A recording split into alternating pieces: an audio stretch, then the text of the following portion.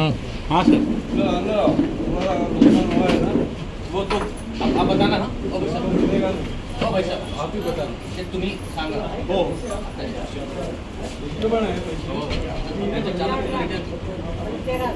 साहेब समोर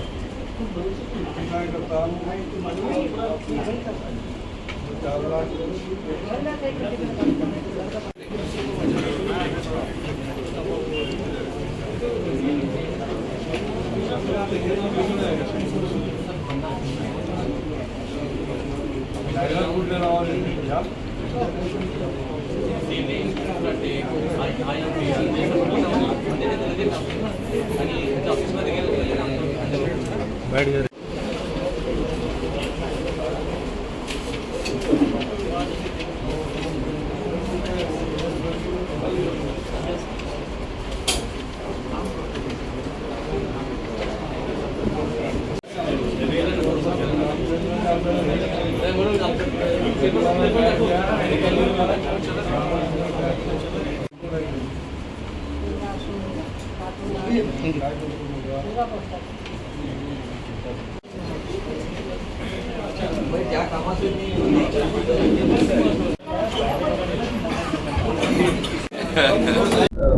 घरांसाठी लोकांची फसवणूक झालेली आहे।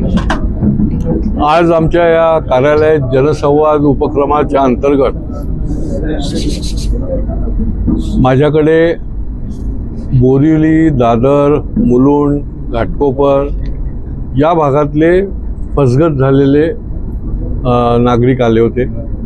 आताही आहेत ते गरीब कष्ट करून पैसे कमवतो आणि कुठेतरी आपलं घरकुल व्हावं याच्याकरता खोट्या जाहिराती आणि निरनिराळ्या प्रकारचं खोट्या प्रकारची माहितीच्या आधारावर तो बिचारा घर बुक करतो आणि नंतर त्याच्या लक्षात येतं की आपली घोर फसवणूक झालेली आहे।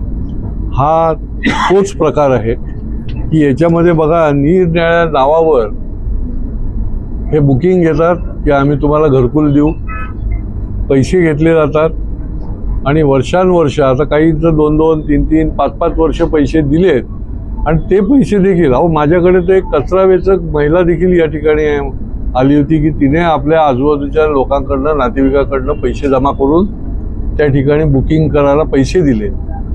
हा करोडो रुपयाचा घोटाळा आहे। हजारो लोक याच्यामध्ये अडकलेले आहेत असं प्रायमा फेसी लक्षात येतं आहे आणि याची TV वर देखील जाहिरात दिली जाते असं मला या नागरिकांनी सांगितलं आणि त्याच्यामुळे फसवणुकीचे प्रकार रिअल इस्टेटमध्ये वाढलेले आहेत। एकीकडे विकासक पण फसवणूक करतो आणि दुसऱ्या बाजूला अशा प्रकारच्या निरनिराळ्या कंपन्यांच्या नावावर सबसे सस्ता सबसे अच्छा, आता गरीब माणूस लगेच त्याच्याकडे अट्रॅक्ट होतो आणि त्यामुळे याचा पूर्ण बंदोबस्त करण्याच्या दृष्टीने पुढच्या काळामध्ये आम्ही ही कारवाई करणार आहोत। सर या लोकांना दिलासा कसा मिळेल?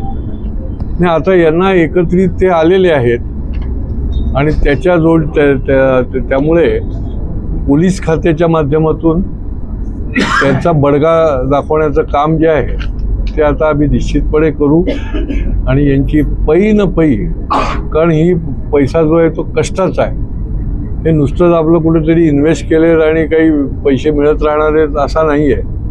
बिचाऱ्यांचं स्वप्न होतं घरकुलाचं आणि हाती आले बाउन्स झालेले चेक्स, अशी परिस्थिती गंभीर परिस्थिती आणि चीड येणारी परिस्थिती आहे आणि त्याच्याकरता कठोरातलं कठोर उपाययोजना याच्या विरुद्ध करण्याकरता आम्ही पुढच्या काळामध्ये पावलं उचलणार। साहेब, असे फसवे ज्या एजन्सीज आहेत यांच्याकडे जाब मागण्याकरिता गेलेल्या नागरिकांवरतीच खोटे गुन्हे दाखल करण्यात येतात, अशा संदर्भात आपण काय पाहू? ही एक मोडस ऑपरेंडी झालेली आहे की फसवणूक करायची आणि फसवणूक केल्यानंतर जर कोणी जाब विचारायला गेला तर त्याला खंडणीचा आरोप करायचा की हा जाब म्हणजे काय, तर माझ्याकडे खंडणी मागायला आलेला आहे। परंतु डिपार्टमेंटची लोकही काही एवढे मूर्ख नाही आहेत, त्यांना कळतं की कोण जाब खऱ्या अर्थाने विचारतोय आणि कोण खंडणीच्या अर्थाने विचारतोय आणि त्याच्यामुळे ही मोडस ऑपरेंडी जी आहे ती काही कामी येणार नाही आणि आम्ही अशा पद्धतीने जर कोणी खोट्या गुन्ह्यामध्ये या लोकांना कोणाला अडकवत असेल की ज्यांच्यावर अन्याय झाला ते जाब विचारणार नाही तर काय करणार आणि त्याच्यामुळे आम्ही योग्य प्रकारचं त्याच्यावर देखील उपाययोजना करतो। साहेब याबाबत पोलीस सेक्शनची काही चर्चा करणार आहे? नाही, आता माझ्याकडे तर आत्ताच यांनी दिलेलं आहे. पुढची काय कशा पद्धतीने कारवाई करायची त्याच्या संबंधात पोलीस आयुक्तांशी तर चर्चा केली जाईल. आणि दुसरं म्हणजे ताबडतोब हा जो फसवणूकदार आहे, अनेक कंपन्यांच्या नावावर अजूनही त्याचं चालू आहे, तर ते ताबडतोब बंद होण्याच्या दृष्टीने देखील कारवाई करायला आम्ही त्यांना सांगतो. सर, काय आव्हान कराल नागरिकांना खरं म्हणजे आता त्यांची काही वेळेला दोष नसतो. हां, काही आमिषाने की बाबा दुप्पट तिप्पट पैसे मिळतात म्हणून जे इन्व्हेस्टमेंट करतात, परंतु बाकीचे जे लोक आहेत त्यांना एवढं धडधडीत सगळं सांगितल्यानंतर ते पैसे बुक करतात. कुठेतरी आपल्याला स्वस्तात घरकुल मिळणार आहे, तरी देखील मी नागरिकांना आवाहन करेन की तुम्ही अशा प्रकारचं कुठलीही जाहिरात, मग ते चॅनलवर असो किंवा पेपरमध्ये असो किंवा पॅम्पलेटच्या माध्यमातून असो, आपण अतिशय सतर्क राहा. मोठ्या प्रमाणामध्ये जसे चांगले देखील विकासक आहेत किंवा त्या ठिकाणी डेव्हलप करणारे लोक आहेत, तसे असे काही फसवे लोक देखील मोठ्या प्रमाणामध्ये घुसलेले आहेत. त्याच्यामुळे पडताळणी केल्याशिवाय तुम्ही अशा प्रकारे कुठेही अशा प्रकारची गुंतवणूक करू नका, कारण की तुमचा हात पळेल.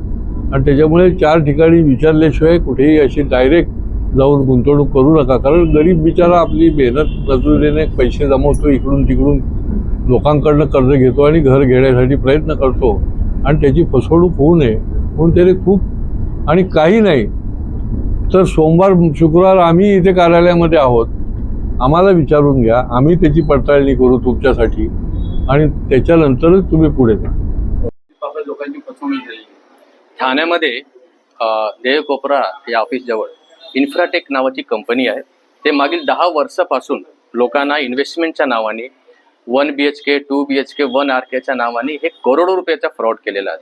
त्या विरोधात आम्ही ठाण्याचे आमदार माननीय श्री संजय केलकर साहेबांच्या समोर आपण हा विषय सांगितलेला आहे. काय निकष निघालेला आहे? निकष निघाले की साहेबांनी सांगितले की आता आपल्याकडे 100पेक्षा जास्त जे लोक आहे ज्यांचे फसवणूक ह्या कंपनीच्या माध्यमातून झालेले आहे ते आलेले आहे.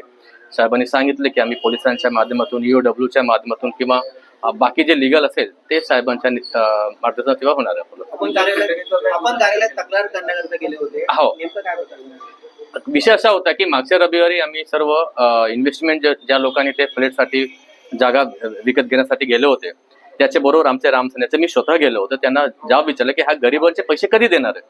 त्याने काही पैसे दिले नाही, उगाच आमच्यावर 2 लाख रुपयाचे खंडणी मागतो म्हणून आमच्यावर ते पोलीस स्टेशनमध्ये तक्रार केलेलं आहे. ह्यांचं 10,000 20,000 चेक बाउन्स होत आहे. ते 2 लाख रुपये खंडणी त्याच्याकडून कोण देणार आहे? 4-4 लाख रुपये ह्या आजीचे 4 लाख रुपयाचे चेक बाउन्स झालेले आहेत. एक पैसा देत नाही. कोणी ह्यांच्याकडे गेलं की ह्या लोकांचे पैसा द्या, तर उलट त्यांच्यावर ते खंडणीचे आरोप करतात. म्हणून ते आम्ही आमदार साहेबांना भेटलेलो आहेत आणि पोलिसांना पण ह्या विषयी आम्ही भेटलेलो आहोत.